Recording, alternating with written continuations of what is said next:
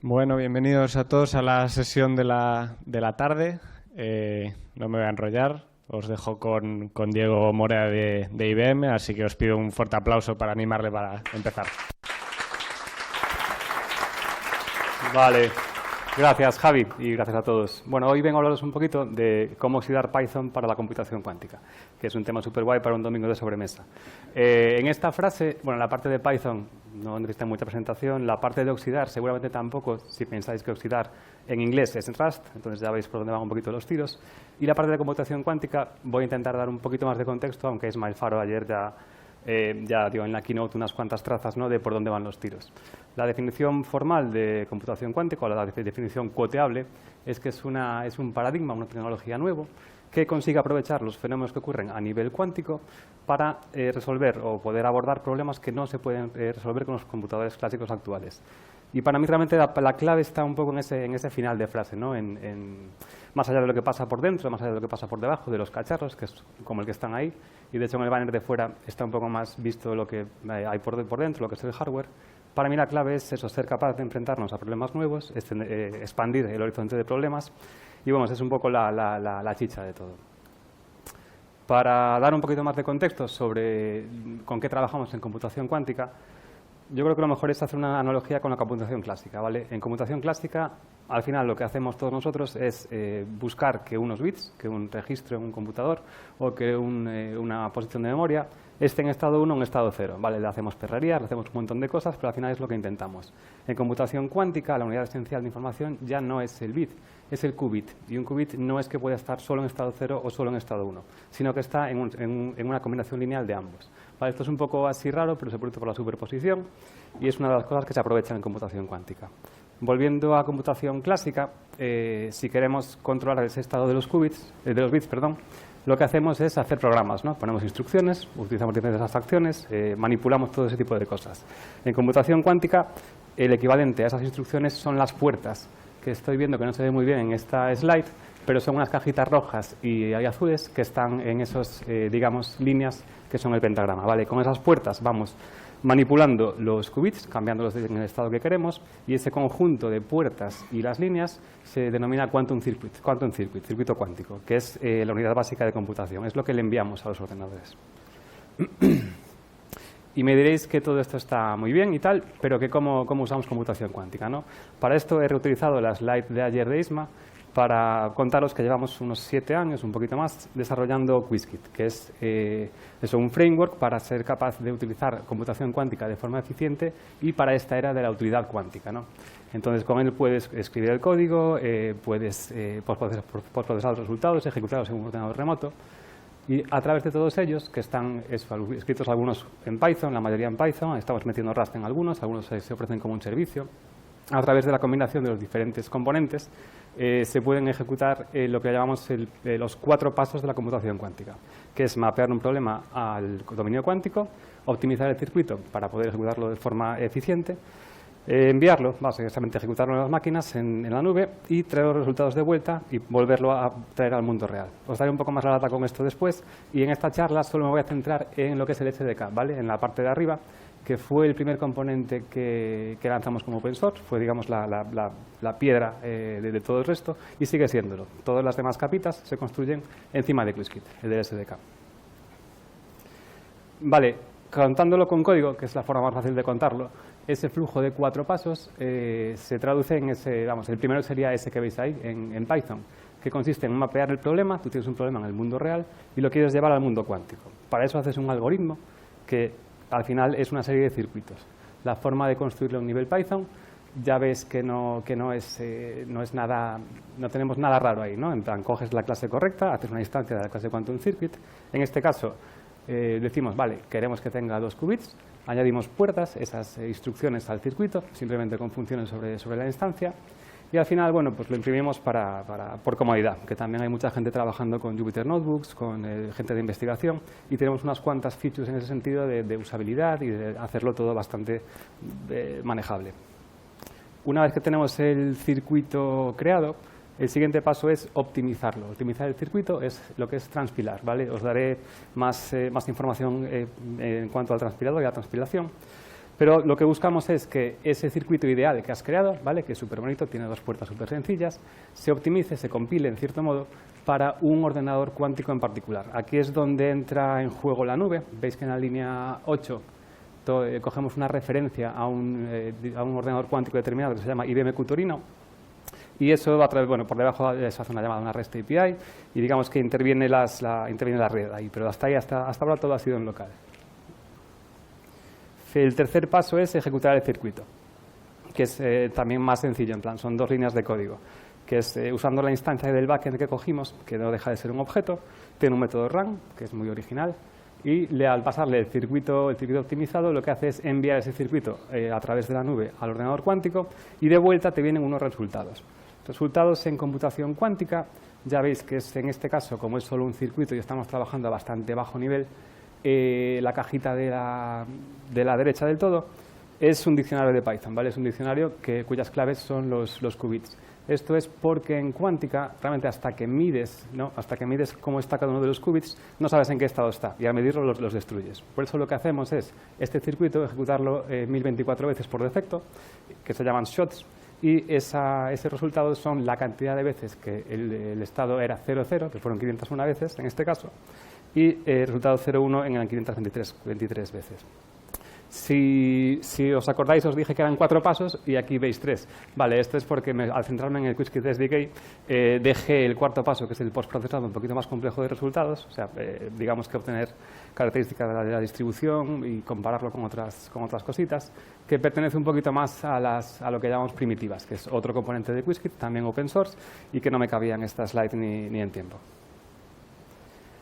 Vale, para dar un poco más de contexto, ¿no? de cómo ha evolucionado Qiskit a través del tiempo, quería compartir unas reflexiones que realmente creo que se aplican a cualquier tipo de proyecto de software. En este gráfico, que ya veis que es súper formal y súper científico, intenté representar lo que es la evolución de Qiskit a lo largo de estos años. ¿Vale? Pensad que la primera versión era un software que salía del laboratorio, salía de los investigadores, con todo el cariño hacia los investigadores, por supuesto, pero que era un dominio novedoso, un software novedoso y en un campo que estaba en plena explosión. Entonces, necesitábamos algo un poquito más fuerte y Python, era una decisión clara, no era negociable que no usáramos Python y fue una buena decisión. De hecho, nos ayudó en particular en 2 características que eran muy deseables, que eran poder seguir añadiendo features, poder seguir creciendo, poder seguir soportando casos de uso y poder tener la API con una cierta estabilidad. Al principio, no os voy a negar que sufrimos un poco, por el cambio, pero de cara a Qiskit 1.0, uno de los focos era, que los usuarios tengan un contrato fuerte, ¿no? de cómo se usa el SDK y sean capaces de que el programa no se les rompa entre versiones y te puedan trabajar con ciertas garantías. También, cuando desarrollas y cuando maduras un software, al final acabas introduciendo complejidad, ¿vale? Es algo que nos ha pasado a todos, es algo que es realmente inevitable y sobre todo cuando va creciendo el tema de demandas, tema de la base de usuarios y todo esto. Y distinguimos 2 tipos de complejidad, que son la complejidad esencial, que es aquella que es inherente al dominio, ¿vale? Que hagas lo que hagas, aunque tengas un equipo de tropecientos rockstar trabajando 24 horas, siempre va a estar ahí. Entonces, nosotros no aspiramos a eliminarla, aspiramos a tenerla controlada. Y la complejidad accidental, que es más debida de decisiones de implementación o de arquitectura, o que has tenido que tomar un atajo para ciertas cosas. Y esa también Python nos dio herramientas para poder refactorizar, para poder tener esa parte, que esa parte exista, que la complejidad existe, pero mantenerla a raya. Pero había una cosita, una cualidad en la que detectamos que con Python no nos iba a llegar, ¿vale? Además, al aumentar la cantidad de circuitos a ejecutar, el volumen de datos, la cantidad de features, al final veíamos que lo que es el tiempo que estaba el usuario esperando, la performance en diferentes sentidos, que iba a ser complicado de mantener. Entonces, lo que hicimos fue ponernos manos a la obra para revertir la tendencia. Y ahí fue cuando empezó nuestro proceso de oxidar Python, ¿vale? Al meter Rust, realmente conseguimos que la performance no solo dejara de ser un potencial problema, por así decirlo, sino que realmente se ha convertido en una característica de Qiskit, es la performance. ¿Cómo hicimos sabíamos que teníamos un problema de performance, y cómo hicimos para identificar dónde estaba exactamente? Tiramos de técnicas de profiling. De hecho, creo que esta imagen de la primera columna es un profile de SnakeBeast, si no recuerdo mal, un flame graph que te indica pues más o menos dónde está, qué partes toman más tiempo, cómo están las llamadas anidadas. Y a través de eso y técnicas de benchmarking sistemático, ¿no? Para saber qué pasaba con cada commit, quién estaba incrementando el tiempo, detectamos un candidato bastante claro que estaba en el camino crítico de la performance, que era el transpilador. No nos cogió del todo por sorpresa, porque realmente el transpilador, cuando le llega a un circuito, no trabaja con el circuito como tal, no trabaja con las puertas en esa representación, sino que lo transforma en un grafo acíclico dirigido, un DAG de toda la vida. Y ahí, si os ha tocado trabajar con ellos, sabéis que los grafos son una maravilla, son muy potentes para modelar ciertos tipos de problemas, pero operar con grafos es muy costoso, es muy problemático. Entonces, bueno, vimos que eso, combinado con que el transpilador, y en un mundo real, en una carga de trabajo real, ya no es un circuito de ejemplo como el que hicimos, sino chorrocientos circuitos con chorrocientas operaciones, a la hora de escalar pensamos que tenía mucho sentido invertir en optimizar lo que es el manejo de grafos, creación de grafos y modificación, y también la representación de los circuitos cuánticos y el transpilador. Ya que el transpilador era una de esos cabecillas anti-performance, por así decirlo, también quería dar unas pinceladas sobre qué es el transpilador, ¿vale? Transpilar es reescribir un circuito de entrada, un circuito ideal, de forma que se adecue a las características de un ordenador cuántico específico. Tú le dices, vale, transpíramelo para este backend. Las características los ordenadores tienen muchas diferencias entre ellos, no está todo tan estandarizado como en el mundo clásico, y tienen diferente conectividad entre qubits, por ejemplo, tienen niveles de ruido, tienen un montón de parámetros que hacen que haga falta optimizar un circuito para ellos. Entonces, es un problema que no es trivial, es un problema que involucra, de nuevo, un montón de grafos, un montón de operaciones, seguramente paralelismo, muchos problemas. Y a nivel de arquitectura, lo que es el transpilador lo dirige lo que es el Pass Manager, que es el que orquesta un poco esa transpilación. Ese Pass Manager tiene diferentes stages, que son como fases. Pensad fase de análisis, fase de mapeado, fase de enrutado, bueno, como unas categorías, ¿no? de operaciones, y dentro de cada stage hay un número de pases del transpilador, transpiler passes, que son los que hacen una operación en particular. Tienen un algoritmo y hace cada uno pues, lo que tenga que hacer, ¿vale? El primer paso que dimos para oxidar Qiskit realmente no estuvo dentro de Qiskit, fue sino realmente fijarnos en el manejo de grafos. Seguramente muchos conozcáis o hayáis usado NetworkX, que es un poco en el mundo Python, yo diría que la librería de facto, ¿no? O la opción a la que vas si necesitas cualquier cosa relacionada con grafos. Es una librería estupenda, es muy madura, lleva un montón de tiempo por ahí, es flexible, es dinámica, tiene un montón de bondades, pero a coste de la performance. Está escrita en Python puro, y vimos que no nos llegaba con usar NetworkX para lo que buscábamos. Entonces lo que hicimos fue eso, como un poco como proyecto piloto, como ver qué pasaba también cuando metíamos Rust en el equipo, ver cómo reaccionaba la gente, los usuarios y los desarrolladores. Empezamos sacando el paquete RustWorkX, un alarde de originalidad con los nombres, que no es un drop, no lo puedes poner solo, o sea, sustituir el import y listo, ¿no? ¿Vale? No son APIs 100% iguales entre NetworkX y RustWorkX, pero sí que son APIs bastante equivalentes, ¿no? De hecho, en el ejemplo de la columna de la derecha, veis cómo se crearía un grafo pequeñito de dos nodos interconectados en NetworkX arriba y en RustWorkX abajo. O sea, es bastante similar, pero no igual. Esta librería, RustWorkX, está escrita en Rust por debajo y expone una serie de bindings hacia Python, y lo podéis instalar desde pip y usar como un paquete de Python tradicional. Tanto RustWorkX como las partes que después fuimos oxidando dentro de Qiskit utilizan como elemento esencial, o sea, el pilar sobre el que se construye toda esta integración es PyO3. PyO3 es un paquete open source, bastante popular de hecho, que se traduciría como óxido de Python, ¿no? De ahí todo este juego de palabras entre oxidar y demás, que también es muy popular en Rust. Entonces, es muy fácil de usar, ¿vale? Al final tú lo único que tienes que hacer es decirle, quiero que estas cositas de Rust se me exporten como cositas de Python, grosso modo, y también es flexible y potente, ¿vale? Si tenéis que hacer cosas como lidiar con el GIL o cosas asíncronas o manejar memoria a bajo nivel, también os lo permite. Y de hecho, seguramente si estáis utilizando Pydantic desde la versión 2, si no recuerdo mal, o Polars o algo así, es lo que están usando también ellos para generarlo. Ahí en el gráfico de la derecha os puse un pequeño dibujito del flujo sobre cómo usar PyO3, ¿vale? Las cajitas en blanco son lo mismo que haríais para cualquier cosa en Rust o cualquier cosa en Python, y la única diferencia es la cajita en rojo, que lo único que tenéis que hacer es, en esencia, añadir una serie de macros, una serie de líneas, ¿no?, en las funciones o clases o miembros que queráis exportar. Para verlo con un ejemplo, que está un poco adaptado de la documentación oficial, ¿vale? Este bloque de código lo que hace es terminar creando lo que es una clase para saludar en Python. Sería como el Hello World, pero metiendo un poquito de clases para darle algo de gracia. Ahí vemos, aunque si no tenéis experiencia con Rust, espero que sea legible de todas maneras. Tenemos que de la línea 4 a la 6 definimos una estructura. En Rust no hay clases, hay básicamente estructuras, pero eso nos vale para hacer clases en Python también. Pues hacemos una clase barra estructura que tiene 2 atributos, año y lugar. En las líneas 12 y 16 implementamos un constructor y una función, en este caso una función mágica de Python, también para que veáis que es muy sencillo usar también ese tipo de funciones. Y poco más. Realmente la magia fuera de Rust, o lo que no es Rust aquí, o lo que no es Rust tradicional, son esas líneas 3, 9, 11 y 21, que son las que están en verde, que son esas macros procedurales, que son las que hacen que digas, vale, esto va a ser visible desde Python. A nivel interno, cuando compilas Rust es un lenguaje compilado, siempre pasas por cargo build.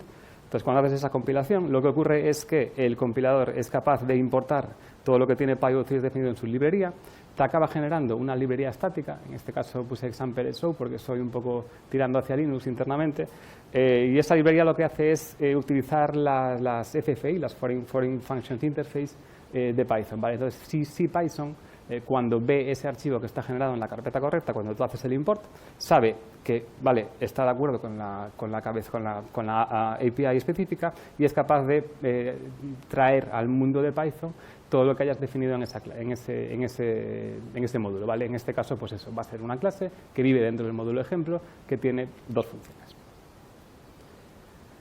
Yéndonos ya un poquito más al mundo de Qiskit, a la hora de implementar también seguimos utilizando PyO3, ¿vale? El patrón es el mismo. Desarrollamos en Rust una parte, mantenemos en Python el resto y utilizamos esas macros para definirlo. La diferencia principal que tenemos es que estamos utilizando 5 crates. Esto es un número arbitrario, realmente fue un poco por organizar lo que es la funcionalidad en Rust por tipo de uso. Y solo una de las crates, la primera, ¿vale? QuizKit.pyExt, es la única que genera una librería. Esto lo hicimos sobre todo porque al principio nos dio mucho la lata. Rust tiende a intentar compilar en estático y las librerías generadas se linkan contra la librería de Python. Entonces, si generáramos 5 librerías, empezamos a tener problemas del orden en el que se cargaban, si una tiraba de la otra. Entonces, lo que hicimos fue simplificar. Solo una genera la librería y lo que hace, pues eso, es importar o reexportar a nivel Rust todo lo que iba en las demás crates. A nivel Python, en la parte amarilla, todo esto se ve como un paquete Qiskit_accelerate, que bueno, tiene unos cuantos paquetes anidados, y eso desde el punto de vista del usuario no hay mucha diferencia, ¿vale? El usuario puede importar, puede utilizarlo y no hay mucho más. Solo comentar que para construir utilizamos Setup Tools, también sin mucha diferencia de lo estándar, únicamente con el uso de Setup Tools Rust, que también está mantenido por el equipo de PyO3, que te permite construirlo como una extension module, como la dirías en otro lenguaje. Vale, una vez contado un poquito la estructura general, quiero mirar qué es lo que oxidamos en Qiskit, ¿vale? Que son esencialmente los pases del transpilador o partes del pase del transpilador. Desde el punto de vista de Python o desde el punto de vista de Qiskit, ¿qué es un pase? ¿Vale? Un pase, pues ya veis, es simplemente una clase que hereda de la clase base en cuestión, que es BasePass con un par de niveles, y que implementa los métodos que faltan. Típico interfaz de Python sin mucho más, y de hecho lo mantenemos en Python de forma consciente, ¿vale? Queremos seguir aprovechando las bondades de Python, queremos que no cambie nada ahí y tener todas las ventajas de definir la interfaz como queramos, en este caso tirando por la sencillez. Para diseccionar un ejemplo real, seleccioné el pase que se llama Stochastic Swap. No me quiero meter mucho en la teoría, tenéis por ahí también un par de enlaces a documentación y código, pero este pase en esencia lo que hace es intentar mapear lo que es un circuito al coupling map del dispositivo. El coupling map es ese dibujito que creo que también lo puso Isma ayer, que representa cómo están conectados los qubits. Entonces, si por ejemplo el circuito ideal del usuario dice, vale, quiero conectar el qubit 1 y 2, pero en el dispositivo no están conectados, porque no existe un enlace físico entre ellos, este pase pues te busca la forma óptima de hacerlo. Hace muchas perrerías, o sea, es un algoritmo que consiste en lanzar una serie de iteraciones, una serie de trials, no te garantiza encontrar el óptimo, entonces es muy costoso. De hecho, en este caso en particular, quisimos meter Rust en gran parte para poder utilizar paralelismo de forma eficiente, ¿vale? Todos esos intentos pueden hacerse de forma concurrente, pero en Python era muy complicado jugar con ellos. Entonces, perdón. Vale, si veis a nivel Python cómo está definido, ya veis, es Python puro, ¿vale? La clase no tiene nada mágico. Pero si miramos un poquito más por debajo, vemos que en la zona de los imports, importa un par de cosas de Qiskit.accelerate, ¿vale? Y esa es un poco la estrategia que tenemos a la hora de oxidar. No es cambiar toda la clase o reescribir todo un pass en Rust, sino seleccionar trocitos de funcionalidad y poner como pequeñas gotas de óxido, por así decirlo, acelerando, pues en este caso, una función que se llama swapTrials y otra clase que es una clase auxiliar para mantener el mapping entre los dos qubits. Las implementaciones de la clase y de la función en Rust, ya veis que la omití porque quería centrarme en la forma de declarar que son para Python, ¿vale? Ya vimos la macro PyFunction, también en una slide estaba la macro PyClass y la PyMethods. En este caso añadimos una nueva que está en la línea 2 del cuadrito de arriba, que es un buen ejemplo también de la flexibilidad que te da PyO3 para jugar un poquito con cómo quieres que queden las cosas, ¿no? Aquí puedes decirle, pues mira, para esta función, aunque en Rust tenga los nombres patatín patatán, quiero que los argumentos tengan estos nombres o estos valores por defecto, y tiene una serie de cositas que te permiten pues, controlar muy bien cómo acaban las cosas siendo exportadas a nivel Python. Con lo que hicimos antes, o sea, con escribir en Rust las cosas, ponerle las macros, todavía no conseguimos que la función y la clase estén visibles en Python, ¿vale? Nos falta un pasito, que es que hacer que la crate principal, la crate Qiskit.pyx, que es la que se encarga de construir la librería, reexporte, ¿no? O sea, sea capaz de saber, vale, quiero que esto termine en la will. Entonces, esto es, para prepararlo lo que hacemos es añadir al final del ficherito del pase, al final de la izquierda en el stochastic swap, 4 líneas diciéndole, vale, esto va a terminar siendo un submódulo que contiene la función swapTrials, o sea, se la añadimos, y contiene la clase edgeCollection, que no la vimos, pero estaba en el código, así que la pegué ahí. Y a nivel de, cuando vamos yendo otra vez a la crate PyExt, si veis la línea 2, vemos un use que podéis verlo como un import de Python. Ahí estamos diciéndole, vale, todo lo que esté en el crate Qiskit accelerate stochastic swap, tráemelo a este contexto para poder utilizarlo yo en mi función, en mi módulo. Y con eso podemos escribir, al final, cuando declaramos el módulo Qiskit.accelerate, en las líneas 14 a 18 en la cajita de la derecha, lo que hacemos es decirle, vale, pues enchúfame el módulo que está en stochastic swap, pues como anidado, ¿no? dentro del paquete. Y con eso, ahora sí, sí que tenemos todo el código en Rust necesario, y compilando o construyendo el paquete de Qiskit, ya te pone la librería generada en el directorio adecuado, y haciendo el import, pues ya puedes utilizarlas de forma transparente.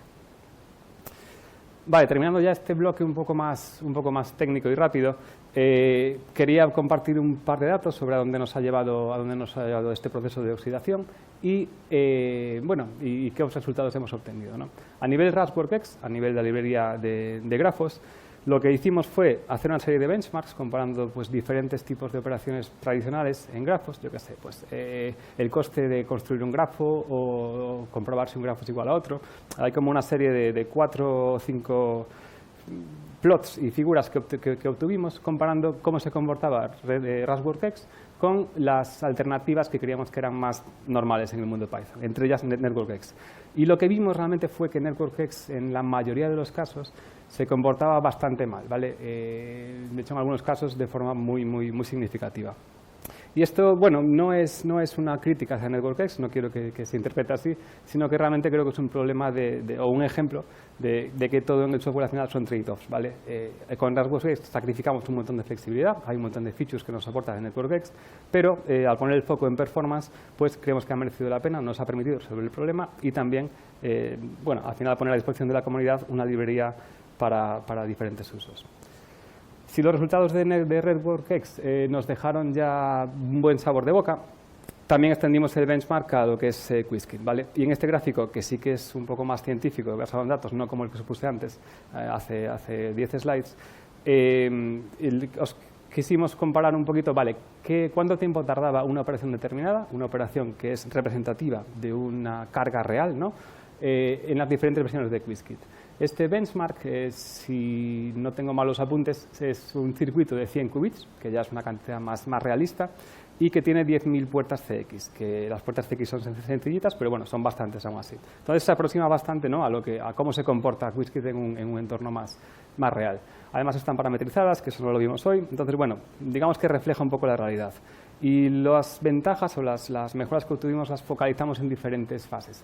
En lo que es la transpilación, que es esencialmente lo que vimos hoy, pasamos de unos 4 minutos en la versión 0.33, que fue donde empezamos el plot, a unos 20 segundos, si no recuerdo mal, sí, sobre 20 segundos en la siguiente versión, que ya fue donde metimos RAS, ¿vale? Es un incremento del 35x, que es bastante significativo y seguimos mejorándolo un poquito en ese sentido.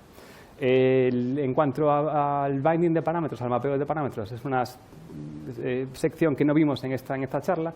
Tuvimos que esperar un poquito más, ¿vale?, para dar esa performance, porque teníamos que limpiar un poquito por debajo y preparar el terreno, pero también obtuvimos una mejora incluso mucho más significativa, de casi 4 minutos a estar por debajo de 0,1 segundos en la 1.0, ¿vale? Fue una cosa bastante tremenda y gracias a Rust.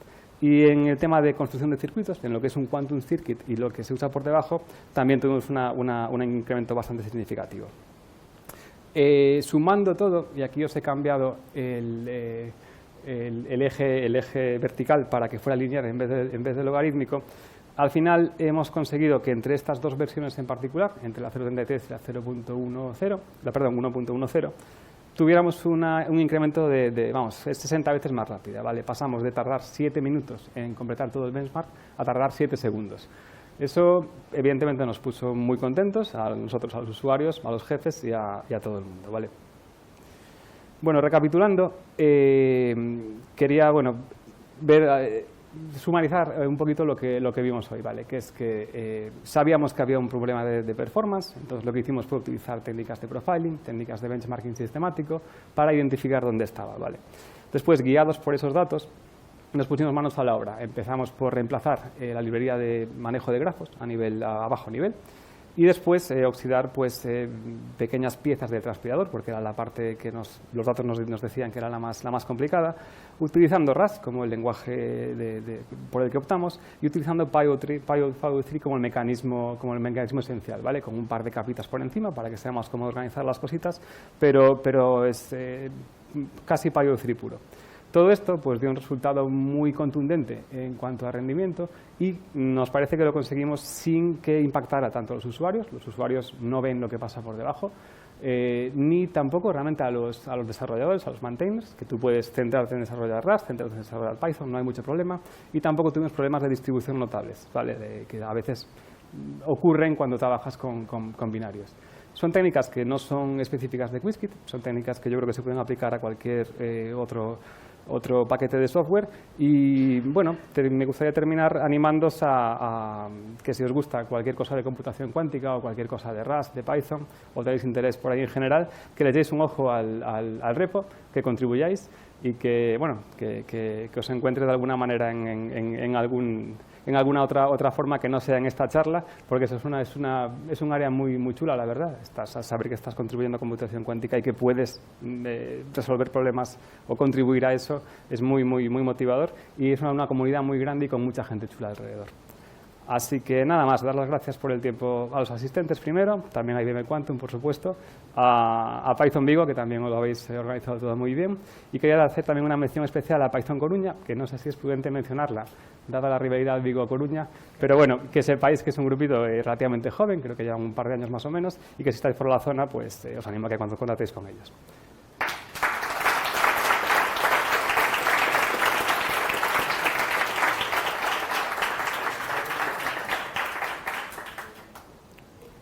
Perfecto, pues vamos bien de tiempo, tenemos 5 o 6 minutos. ¿Alguien tiene preguntas? Perfecto, empezamos por ahí.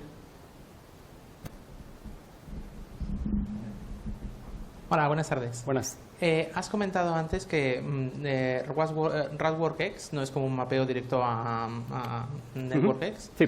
Y que además es una cuestión un poco de trade-offs, de a lo mejor no tiene tantas funcionalidades o no es tan flexible, entonces depende un poco de para qué lo vayas a usar. Pero viendo otras librerías, como por ejemplo Polars y Pandas, existe la posibilidad de trabajar en Polars y, mira, por lo que sea, esta funcionalidad la necesito y no existe, lo puedo pasar a un data frame de Pandas, hago mis cosas allí y luego lo vuelvo a pasar a Polars. ¿Se puede hacer algo así con RadWorkX? ¿O Que está yo todavía sepa un poco... de forma significativa, ¿no? Sobre todo porque tal y como se guardan los grafos por dentro, ¿no? Tanto en NetworkX como en RadWorkX, es completamente distinto. Creo que no se puso mucho el foco realmente en esa interacción, o en exportar funciones o integraciones entre ambos. Entonces, hasta donde yo sé, yo creo también por temas de tiempo, temas de gente trabajando en él, tampoco se puso el foco específico en integración entre ellos. Entonces, hasta donde yo sé, creo que no se puede a ese nivel, o sea, bueno, sin duda no se puede a nivel parecido a Panda, sino en países similares, y a una escala menor, yo creo que tampoco. Gracias.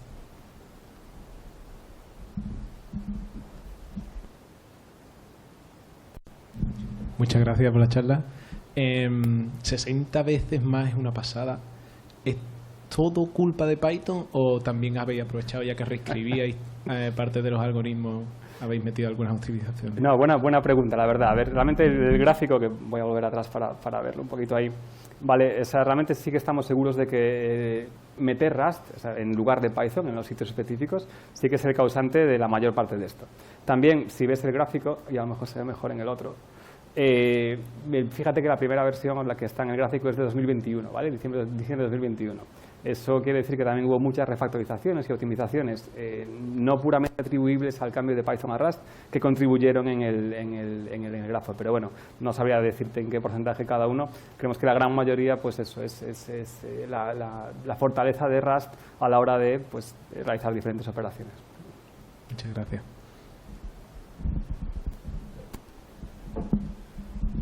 Hola, gracias por la charla. Yo tengo una duda, o sea, hablas de Rust y de la concurrencia. ¿Quién gestiona la memoria y los lifetimes de Rust y cuántos problemas os han dado? Bueno, como están bastante focalizados, o sea, realmente si viste el ejemplito, era una función bastante pequeñita, bastante no muy contundente. O sea, no es que necesitemos concurrencia a nivel todo el proceso de Quickskill, ¿vale? Entonces, digamos que cuando tú entras en ellas, la gestiona es un problema mucho más focalizado en ese sentido. Entonces, no sé, creo que tiramos no sé si de Tokio o de una de las librerías populares de Rust que te ayudan a manejar ese tipo de cosas y queda bastante transparente, vamos, como que no tienes que preocuparte demasiado de eso.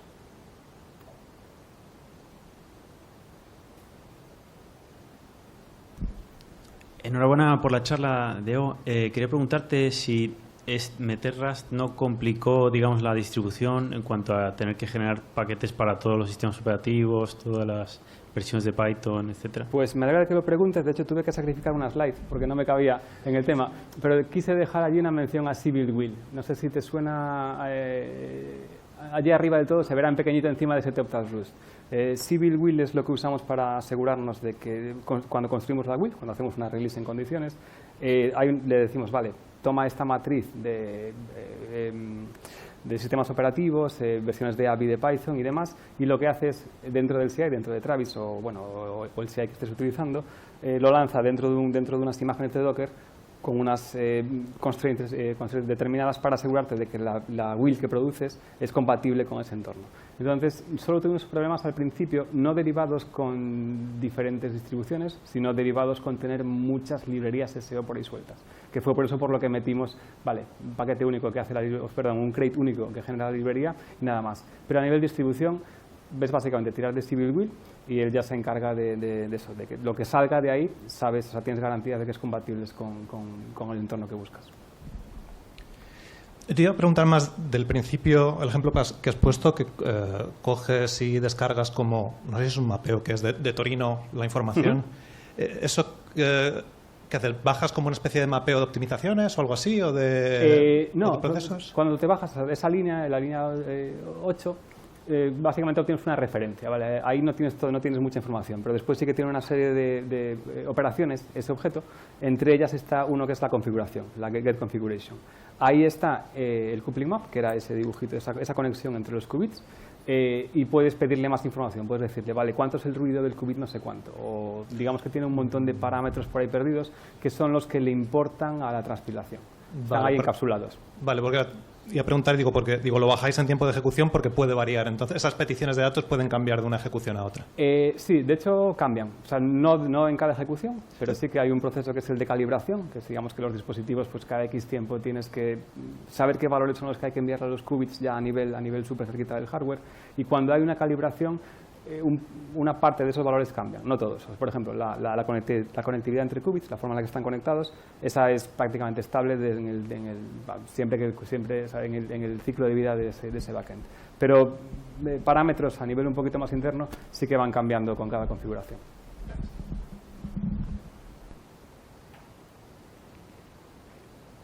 Vale, ya estamos pasados de tiempo, así vamos a hacer una pregunta más. ¿Quién tenía la pregunta por aquí? Eres tú, ¿verdad?